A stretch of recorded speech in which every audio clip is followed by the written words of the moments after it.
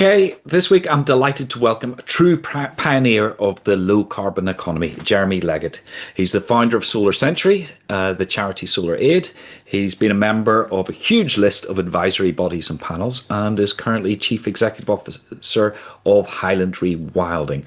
Unsurprisingly, he has a huge list of accolades to his name, most recently being awarded the prestigious Blue Planet Prize this year. So welcome to the podcast, Jeremy. Thank you, Gareth. Now, there's a huge amount to go through there, but I do like to start at the beginning. Where did this all begin for you? Was there a moment that launched you on this career? Well, there was. And I was an earth scientist, a geologist, essentially a creature of the oil and gas industry, because I was on the faculty at the Royal School of Mines. So training young people to be cannon fodder for the fossil fuel industries. And I'd started reading about climate change in the mid-1980s and getting worried about it before it was fashionable. So there was actually a lecture I was giving on an oil field to a big group of undergraduates, and I looked at them all, and they were finding it very interesting, and it's an interesting story. But I thought, Leggett, what on God's earth are you doing? And I went straight back to my office and looked for a job in the environment movement. And what was that first job then? Well, Greenpeace. I worked with Greenpeace for 6 years, primarily on climate. I was on the climate campaign, and so saw a lot of the climate negotiations in the run up to the Kyoto Protocol, the first treaty. So from a very conservative university to what was then a very radical environment group. Yeah. And what did you think of the Kyoto Agreement? That was the first of our agreement. Well, it had no teeth, of course, but it was an agreement to do something about the problem. And I took comfort from the fact that my enemies in the fossil fuel lobbying camp were devastated when governments signed that treaty. And of course, they've been fighting a long and increasingly evil rearguard action ever since. But they weren't expecting to lose. Yeah, a real shock. So what led you on then to founding Solar Century? Well, I wasn't allowed to clamber around in rubber dinghies and do all the romantic stuff at Greenpeace. I had to put on a suit and go and be sensible at the climate negotiations. So I mostly worked on corporate lobbying, and there were a whole succession of people who I got on very well with, and a good few of them said to me, look, why don't you stop bugging us about it and just go and do something? It's not rocket science. Go and do something in the business world yourself. And so that's what led me to Solar Century. And what was the aim of the company? Solar Century. Yeah. That was the solar company I set up after I left Greenpeace. And why solar? No particular magic bullets, as you appreciate in climate change, but such a cool technology. And when I started in it, it was formidably expensive, and nobody thought it would have a significant role to play in the energy future. Now, of course, fast forward, and it's the least expensive form of energy on the planet and the most installed. So was your pitch more on the sort of corporate social responsibility then, because there wasn't a direct financial return? Even then, you were able to make the case, look, guys, our costs are going to come down and yours are going to go up. And it's just Moore's law. It's technology. The more solar gets installed, the lower the manufacturing cost will become. So you could make that argument, but if I had a pound for every energy pundit who patronized me on a stage or a panel, saying, you're a rootless dreamer. That was one of them. A Labour minister, a Labour energy minister said that. Solar will never be competitive with any of the others, including nuclear. Yeah. Just laughable now when you look in the rearview mirror. And were these projects you were delivering, were they grid connected or were they Bit of both. We started off with off-grid Mm, because obviously you can make things work easier there. mm. But increasingly they became grid connected until, of course, by the time Solar Century was sold to Statkraft in 2020, we were building giant industrial scale solar plants that were significantly contributing to grid stability and what have you. Yeah. And I suppose looking back, what lessons did you learn from that process? Because you were right at the early stages Oh, when you're um, oh, there are so many. I don't even know where to begin. I mean, a sobering one, really, from the entrepreneurial experiences. The importance of luck. And people don't like to hear this, especially business school professors, but you have to be lucky. I mean, there are so many headwinds, and yeah, we were lucky. We had some near-death experiences, and we had a guardian angel. right. A literal guardian angel or a metaphorical one? Metaphorical. Right. I was just wondering if somebody had helped you out.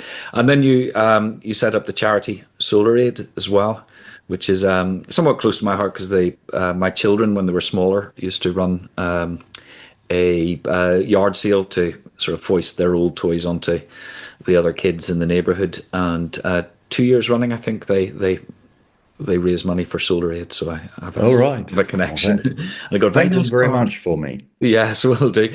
But what was the purpose of SolarAid then? Well, it's all very well solarizing the industrial world, which was Solar Century's aim initially, although we did move to the developing world and Africa subsequently. But the idea was to put something into the developing world for folk who have no electricity at all.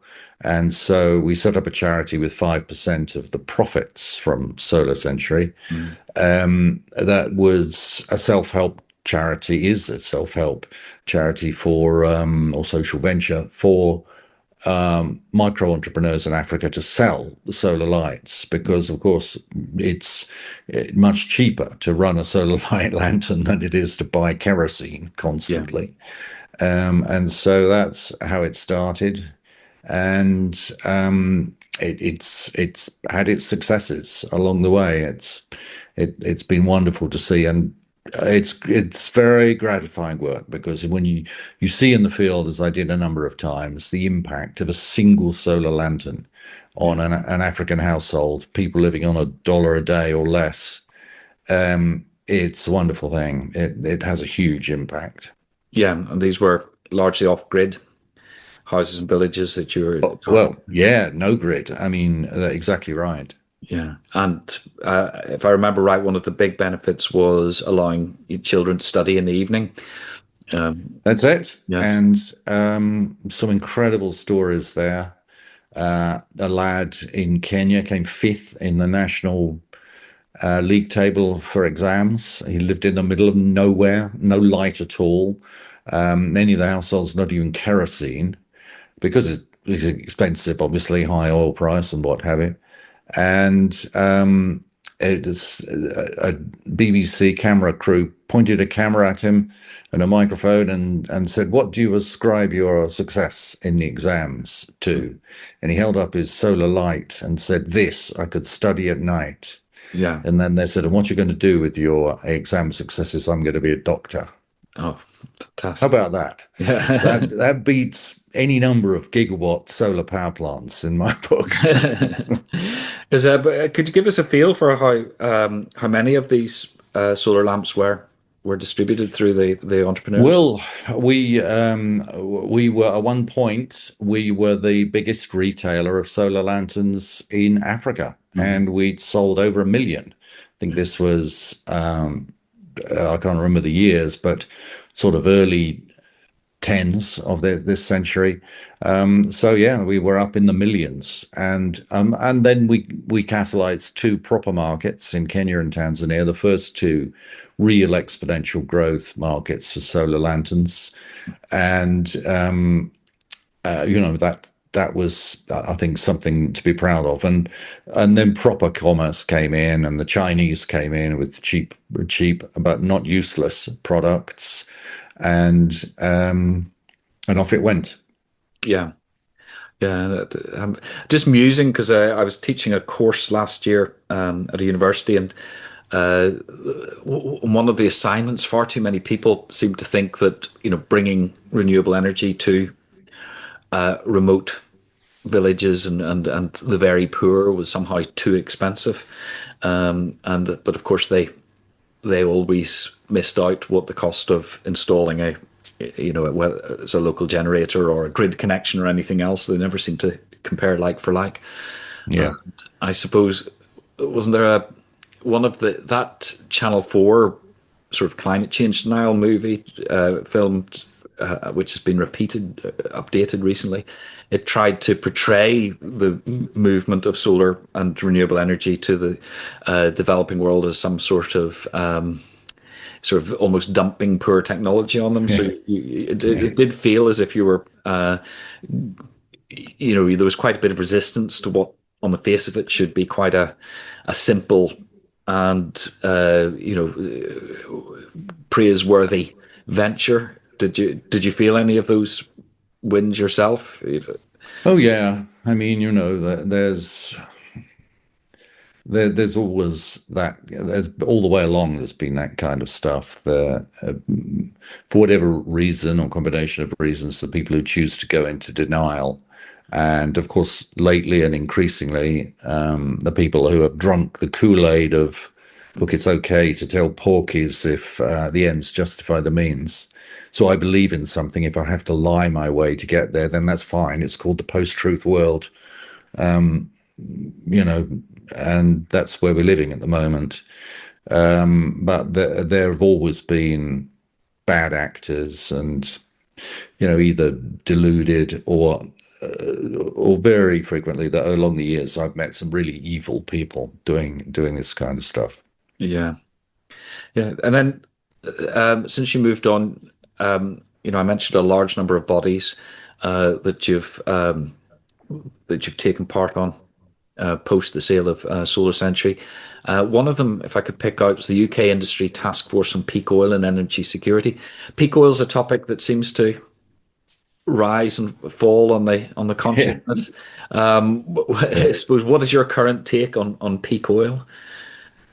Well, it's still out there, but of course, what I think those of us who are worried prematurely about peak oil didn't factor in was the shale story and the fracking and the way that the industry has been able to keep going by this really ruinous assault on the environment to frack oil out of shale. So that's been significant, but it's lurking still. Conventional oil production has definitely peaked in most countries on the planet. And you see so many people living in denial. I mean, Trump and the Tories talking about the riches that still lie in the North Sea. Go look at the curves. Go look at the production curve. I mean, get a brain. So peak oil is still there, but it hasn't hit us yet. And we've got so many other things to worry about, have we not? It's just one on the list of things that could rear up and slap us in the face. And were there any other of those panels and bodies you served on that you've got sort of formative, well, formative is probably the wrong word, but any of those experiences, did they change your mind about anything? Change my mind about anything. I guess not. I mean, I have my strong belief systems like everyone else. I happen to believe mine are right. Other people's are wrong. No, I mean, I think there have been learning experiences It's like that, the salutary lesson of, I mean, when I was in the Royal School of Mines, shale was a petroleum source rock. That's where the oil came from. It was cooked up, migrated into reservoir rocks. Now, of course, it's shale. The shale is a reservoir rock. You go and produce the oil directly from it by fracking it. So, oh yes, you learn things along the way. Of course you do. But from any of the bodies I've been on, I don't know. I suppose I've learned being up here in Scotland for 5 years. I've been on a government task force on the market framework for the nature recovery market. And I've learned that there are a lot of civil servants of integrity and talent up here. And if you had to ask me which civil service environment I prefer operating with, Whitehall or Holyrood, I'm very clear on the answer to that. Holyrood by a flying mile. But, you know, that said, we still have to see a nature recovery market emerge. Well, that takes us on to Highlands Rewilding. Well, perhaps you could introduce the project and tell us what it's all about. Yes, well, we're a natural capital developer. We're trying to monetize natural capital on the frontier of what is a very embryonic market. So that's the monetization of carbon credits and biodiversity uplift credits. Down the track, no market yet. We're positioning for the emergence of the market, but we're going to monetize our own natural capital on land that we manage, Highlands Rewilding, and help people to the extent we can through, you know, really good science, verification science, to make the natural capital confidently investable. And to do that for the wider industry and not just for ourselves. So what projects do you undertake for the rewilding, you know, in practice? We're operating on 4 tracts of land at the moment, getting on for 2,000 hectares, multiple habitats.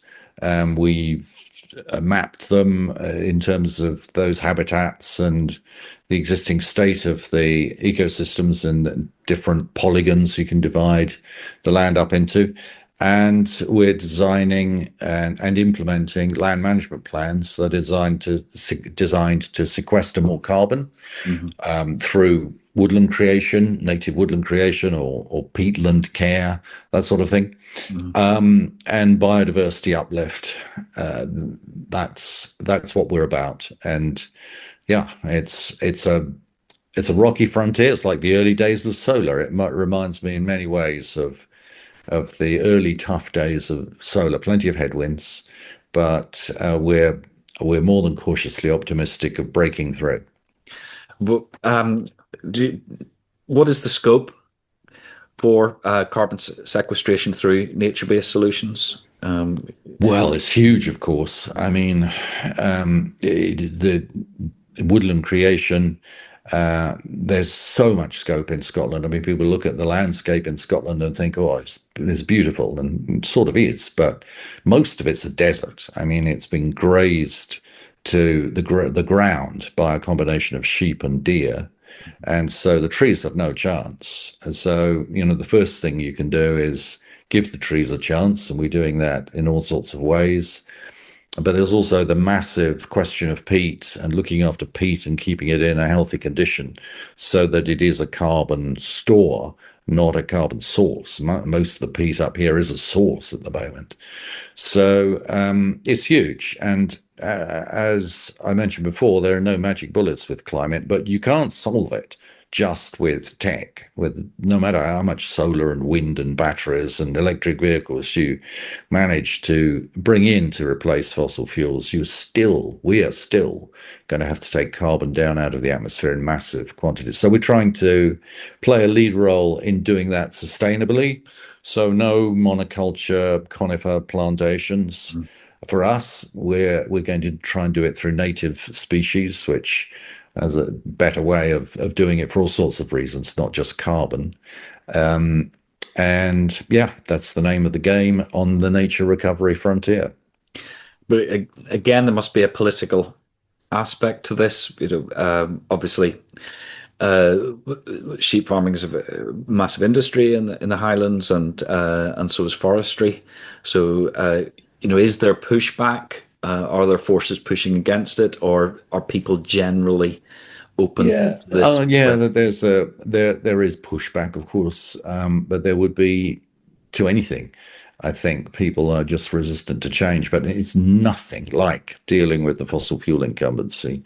I mean, many a landowner up here is sort of, oh, look, I get it. My kids are on my case. We know we've got to do things differently. How can we work together? We get that sort of thing a lot. A lot of farmers are pointing out it's so tough trying to make a living out of keeping sheep on a hill. Mhm. And if there's a different way of making money, more money, then tell us about it. So you get that kind of thing Mhm. more, and you certainly don't get the organized and wicked pushback that you get from the fossil fuel lobby. Yeah, subject to predatory delay and Mm. whatnot. But I suppose I mentioned predatory, but there's talk of reintroducing lynx in particular. I don't think there's so much talk about introducing wolves in Scotland, but to try and keep that deer population down. Is that part of your thinking, or is that? No, I mean, I think that's off there in the future, maybe, but that's not going to, despite the fact we're the only country in Europe without native resident wolves. It's difficult to imagine with the farming lobby the way it is that will happen anytime soon. So you have to substitute the top predators with guys with guns and do deer management that way. I don't think that'll change in my vocational lifetime. Later, as people get used to these ideas and see the beauty of some of the rewilding terrains and see how they link up in corridors, national parks, that sort of thing, yeah, it should be possible to reintroduce top predators then. But that's not going to happen next year, I think.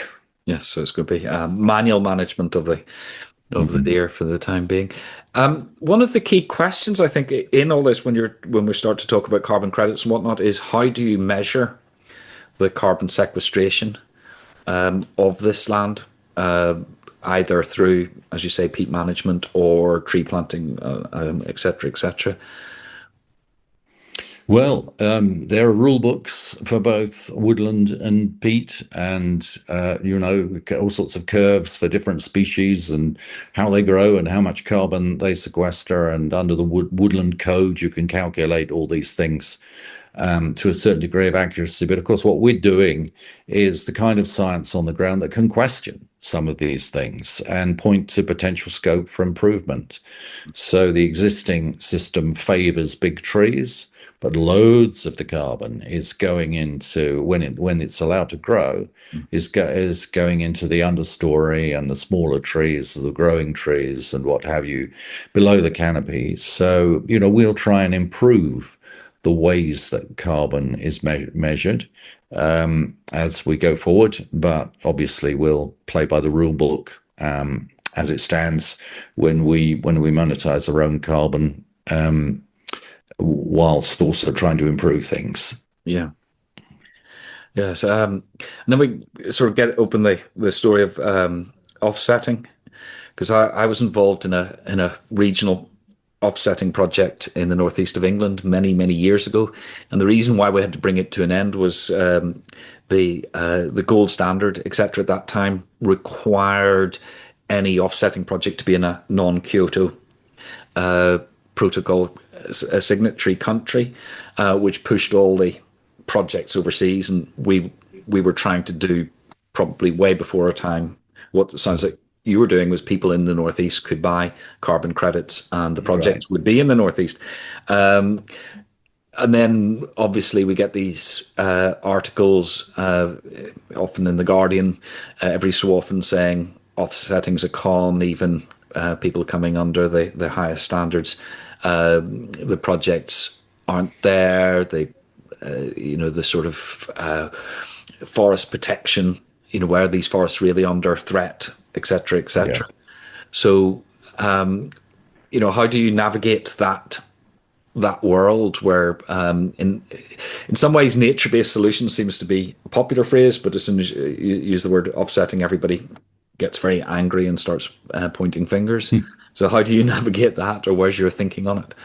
Well, you just have to say to people, look, we've got no choice. We've got to do this, and therefore we've got to do it as best we can and as honestly as we can, transparently as we can, and try and cut the bad actors out, because of course there are going to be bad actors whenever there's money to be made. And you can just imagine white boys in trainees in investment banks thinking, oh, we can just quit and form a carbon trading company and make a ton of money. And if companies like Highlands Rewilding can operate really high level science on the frontier, which I think we're doing, if you look at the reception of our 4 annual natural capital reports, hopefully we'll be able to build confidence in the verifiability, the confident verifiability, and therefore investability of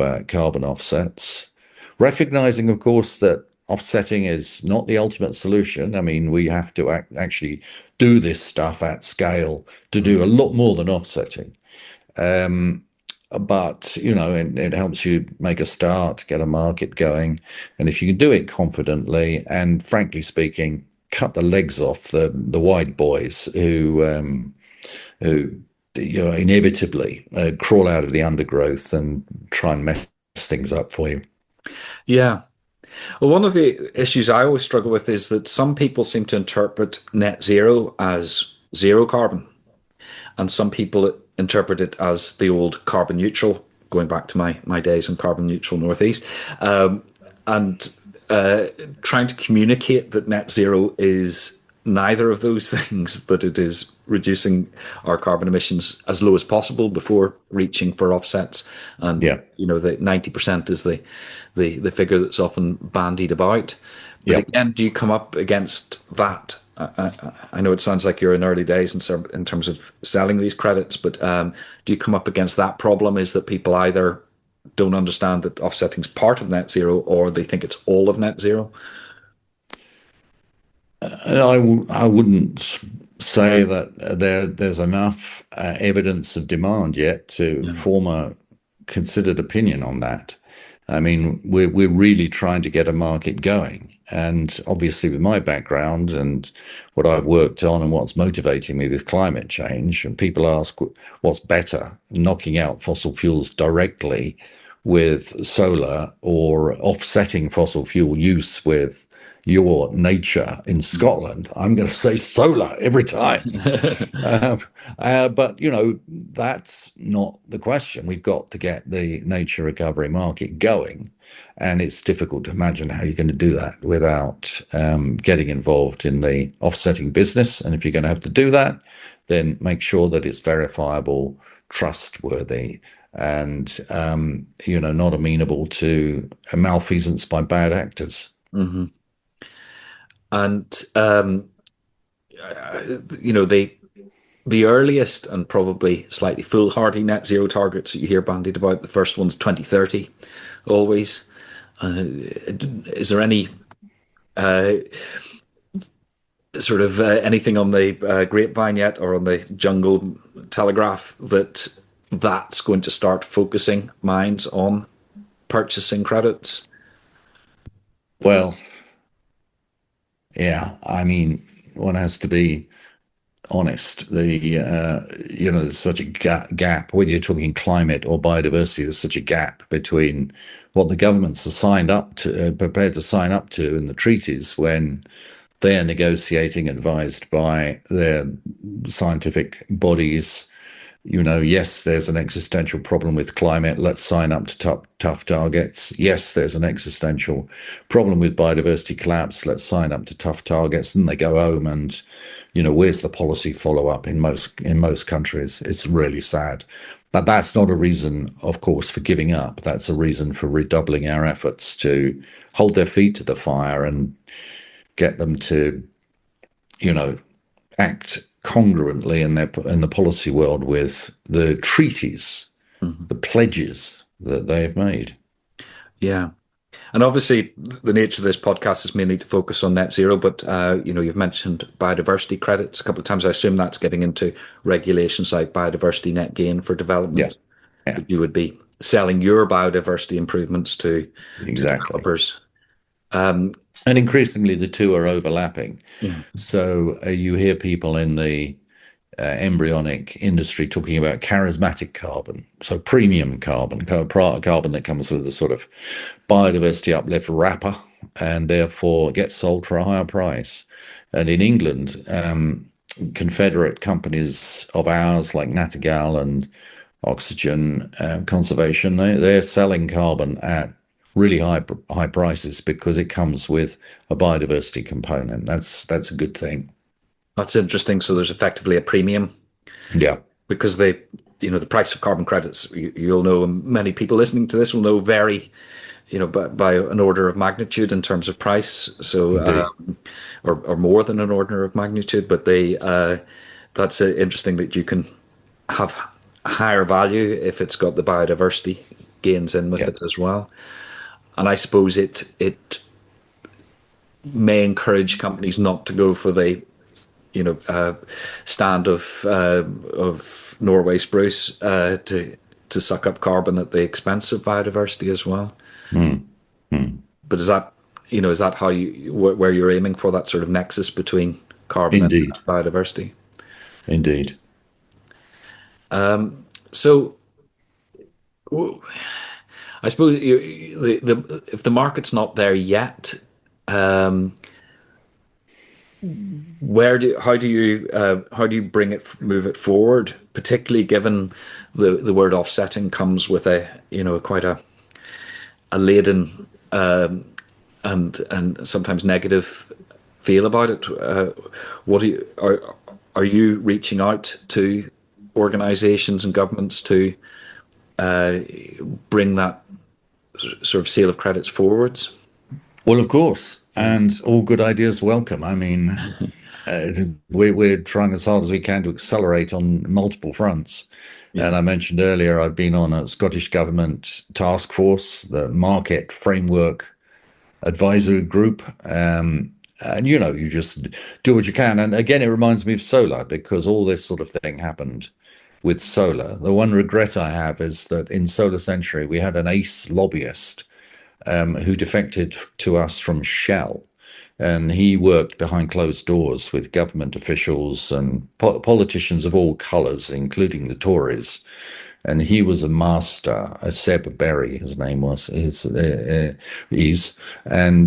he was a master at all this sort of thing. We don't have such a figure in Highlands Rewilding. We don't have the budget for it, but it's incredible how effective such people can be. And of course, on the other side of that coin, for every one that we had in the solar days, the fossil fuel guys had, dozens of and secondees into the civil service. This is what you're fighting. Mm-hmm. Nuclear industry as well. You think you're talking to government officials, and on paper you are, but really, no. You're talking to a lobbyist from the threatened incumbency. Although the nuclear industry at the minute is effectively in decline, despite the government proclamations. We're going to have very little nuclear power in about 5-10 years' time. Well, it's like a vampire. It's you've got to make sure that you find a way of putting a stake through its heart, and no one's done that yet. Otherwise, we wouldn't be dealing with Sizewell D or E or F or whatever it is that we're dealing with at the moment. Yeah. Well, none of that's going to come online till 2040 anyway. So right. Yes, but I suppose that's maybe a topic for another day. But yes, that's very interesting. I don't know whether there's any other insights you want to give us into the scope of rewilding for those biodiversity and carbon benefits. I know the project; these things take a long time to develop. But do you have any particular success stories that you're very pleased with? Well, I repeat my point about it being like the early days Yeah. of solar. You can smell the route to success. Mm. All the big financial institutions that I know of have heads of nature investing, for example, but they're not doing any nature investing yet. They're just sitting around waiting for someone else to start. In Scotland, there are one or two in England who have started serious investment. And so, the job of the pioneers like Highlands Rewilding is to make the most credible case to accelerate their progression to come to the party, because that's what happened with solar. Once they started investing, they all piled in, and the market took off like a rocket ship. Yeah. Global exponential growth. And that's what we need in nature recovery as well. They're both solar and nature recovery. They're both markets vital to a livable future. We literally won't have a livable future Mm. without these markets. And so we have to accelerate them as fast as we can. And it's as simple as that, really. And is that tipping point largely economic, or is it largely cultural, or is it just the usual curve that I think hard at the it's a start and then mixture. accelerates? It is a mixture. It's amenable to acceleration, but in the rather sobering thought is that in the case of solar, it was economic. It was Moore's law, and the cost of solar came down because of the volume of production went up.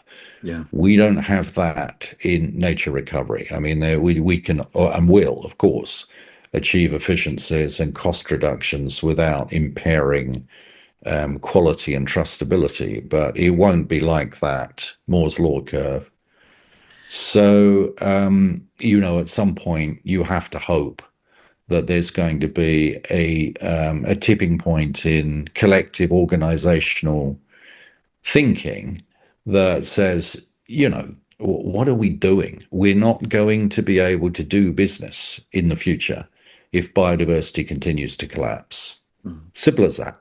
Yeah. We'll be living in a world where social cohesion will fall apart and people won't be able to feed themselves. There won't be food on the shelves of the supermarkets, and there'll be cannibalism in the streets. And I'm overstating it, but not much. And that you have to hope that is going to appear. And then there are signs like the thing that encouraged me most recently was a report from Norges Bank, who managed the biggest sovereign wealth fund in the world, the Norwegian State Pension Fund. And they've written a report. If you read that, you think, ooh, there's writing on the wall here, 6 feet tall. And Yeah. they're saying, we're not going to be investing in companies that ignore this. And we've already started divesting from some, and we invest in it's the biggest sovereign wealth fund in the world, more than 500 companies. And this is only going to continue. Now, I'm paraphrasing that report, but fairly and accurately, I think.